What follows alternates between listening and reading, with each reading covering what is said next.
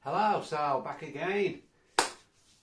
In this video I want to talk about, to me, 3, I would say, essential indie alternative British albums in the 1980s, and I think each one of them are as good as the next one.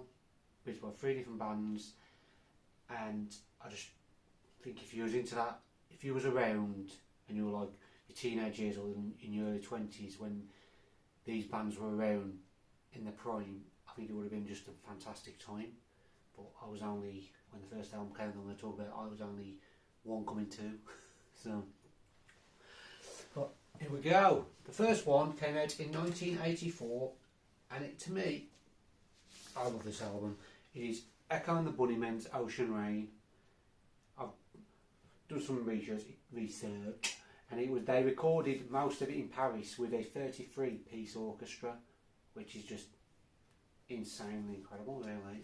And it just sounds like it's recorded in like a cave, which is fantastic. Yeah, recorded at the Studio des Dames Paris and Amazon Studios Liverpool. There's a picture of the orchestra. It's just, so this one came out in 1984. Put it back in there before I drop it. I do not want to drop it. I paid £20 for that. That's an expensive record for me. The next one came out a year later. Possibly the biggest band out of the 3 that I'm going to talk about. To me, is an amazing album. Is The Cure, Head on a Door, so 1985. Bought this from a record shop, and they must have bought it from another record shop that closed down because they put a fucking X through the middle of it, which ruined the cover. But I only paid like, I think it was like £12 for it, so I was still happy. But what do they have to do with? And this is a reissue. I don't know what year the reissue came out, but it's one of my favourite albums by The Cure. It's very, very 80s poppy, but dark as well with the lyrics.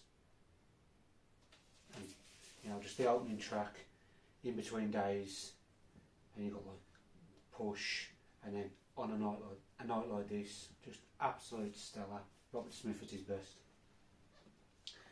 And then the last one, most people might guess it, came out a year later, 1986, and it is The Smiths, The Queen is Dead. I think this is phenomenal. There you go, yeah. This picture here, it's one of those, I've never visited it, but it's one of those places where if you visited it, you'd have to have a photo taken, like Abbey Road, if you're crossing the road, you'd have to have a photo taken there. But that is an iconic picture, like, so you go to Salford Lads Club, you'd stand outside and get someone to take a picture. Well, I would anyway. So, this, and again, the opening track, Queen is Dead, is just absolutely phenomenal. Frankly, Mr. Shankly, I know it's over. Cemetery Gates, Big Mare Strikes Again, There Is Light That Never Goes Out. It's just absolute. Every track. Johnny Marr and Morrissey were on fire. But yeah, so these 3 albums, I would say, are essential indie alternative albums from the 80s. I think if anyone's into that genre, you should go and listen to all 3 of them and appreciate them for what they actually are. Phenomenal. Thank you very much. Sweet. See you again. Stay precious.